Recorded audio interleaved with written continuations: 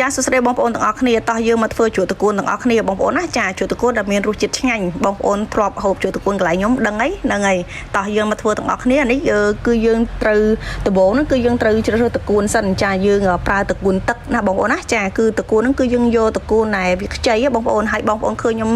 ច្បល់ទៅច្បល់មកនេះគឺ3ដុំធំណាគឺបានតែប៉ុណ្្នឹងទេបងប្អូនណាចាដូចយើងកាត់ចោលអស់ហើយនៅសល់តែអាខ្ចីហ្នឹងបងប្អូនហើយដំបូងយើងដំវាចឹងទៅបងប្អូនឃើញខ្ញុំដំហើយដាក់ទឹកអំបិលអាទឹកដែលខ្ញុំច្បល់ទៅច្បល់មកហ្នឹងគឺទឹកអំបិលណាចាច្បល់ទៅច្បល់មកហ្នឹងគឺយើងដំបដាច្បល់បដាកុំឲ្យវាខ្មៅតន់អញ្ចឹងច្បល់ហើយគឺយើងសកាត់ជាមួយនឹងទឹកអំបិលហ្នឹងបងប្អូនសកាត់ទុកប្រហែលជា1ម៉ោងអីចឹងទៅហើយនៅពេលដែលយើងលាងទឹកគឺយើងត្រូវបើកទឹកឲ្យហើយបងប្អូនណាចាយើងបើកទឹកឲ្យហើយយើងពូតពីទឹកអំបិលយកមកចាក់ចូលទៅក្នុងទឹកដែលយើងបានលាងដាក់វាក្នុងកធុនហ្នឹងដើម្បីត្រៀមហ្នឹងយើងធ្វើអញ្ចឹងគឺកុំឲ្យវាបៀមទឹកបើសិនជាបៀមទឹកតកួនហ្នឹងវាឡើងទុនហើយតកួនហ្នឹងវាគេហៅវាឡើងរឹងស្រួយមកវិញណាអញ្ចឹងធ្វើអញ្ចឹងគឺតកួនហ្នឹងបៀមទឹកទៅធ្វើអត់ឆ្ងាញ់ទេហើយជ្រក់តកួនហ្នឹងក៏វាឡើងទុនល្មើយអញ្ចឹងដែរបងប្អូនហើយនៅពេលដែលយើងដំហ្នឹងគឺនៅពេលដែលយើងមុននឹងទៅលាងតកួនគឺនេះខ្ញុំត្រូវបង្ហាញបងប្អូនពីរបៀបលាយគ្រឿងមុនសិនបងប្អូនមានចានដែកមួយអញ្ចឹងមកបងប្អូនណាចាមានចានដែកមួយអញ្ចឹងមកនេះហើយបងប្អូនមានខ្ទឹមសខ្ទឹមក្រហមម្ទេសចាបងប្អូនច្រាមហើយបងប្អូនដាក់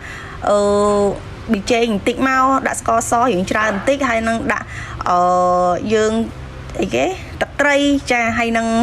ទឹកខ្មេះបងប្អូនចង់ប្រើក្រូចឆ្មាក៏បានដែរបងប្អូនណាប៉ុន្តែបងប្អូនប្រើក្រូចឆ្មាប្រយ័ត្នល្វីងត្រូវចិត្តសបោឲ្យស្អាតសិនណា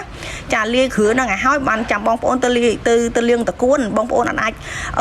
លាងតកួនឲ្យងំតែមកលាយគ្រឿងអញ្ចឹងតកួនហ្នឹងគឺឡើងខ្មៅវិញហ្មងអញ្ចឹងជ្រក់តកួននេះគេហៅជ្រក់តកួនឧស្សាហ៍បងប្អូនអត់អាចទុកបានទេបងប្អូននៅពេលដែលបងប្អូនសម្រេចចិត្តថាត្រូវលាងតកួនគឺត្រូវធ្វើភ្លាមអត់អាចទុកបានសូម្បីតែ5នាទីគឺអាចទុកបានហ្មងត្រូវធ្វើវាជាបន្តឲ្យលះដើម្បីយកមកច្បល់គ្រឿងជាមួយគ្រឿងដែលយើងបានរៀបចំទុកហ្នឹងណាបងប្អូនស្ដាប់ទៅមានអារម្មណ៍ថាចាំបាច់ប្រញាប់អីចឹងពេកចាបងប្អូនមើលសាច់តកួនដែលខ្ញុំលើកពីដំបូងណាគឺអត់មានបៀមទឹករឹងខ្មៅនៅចុងឯងមែនអត់ឬក៏នៅកដាលអាកន្លែងធ្នេដែលយើងដំតកួនហ្នឹងអត់មានបៀមទឹកទេអត់មានឡើងកម្ៅតាមធ្នេហ្នឹងទេបើសិនជាបងប្អូនទុកប្រហែលជា5នាទីគឺឡើងធ្នេតកួនហ្នឹងគឺឡើងរឹងហើយតកួនហ្នឹងគឺអត់ទន់ល្មើយអញ្ចឹងឯងមានអារម្មណ៍ថារឿងហឹងស្កកអញ្ចឹងណាបងប្អូនហ្នឹងហើយអញ្ចឹងវិធីធ្វើជ្រក់តកួនរបស់យើងមានតែប៉ុណ្្នឹងឯងបងប្អូនហើយរសជាតិបងប្អូនភ្លក់ខ្លួនឯងព្រោះយើងអាចវាស់បានឯងជួនកាល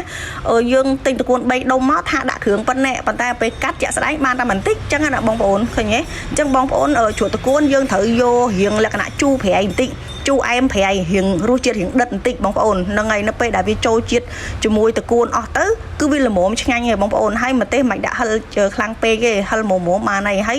នៅពេលដែលបងប្អូនចង់ដាក់គល់ក្រីនៅពេលដែលហូប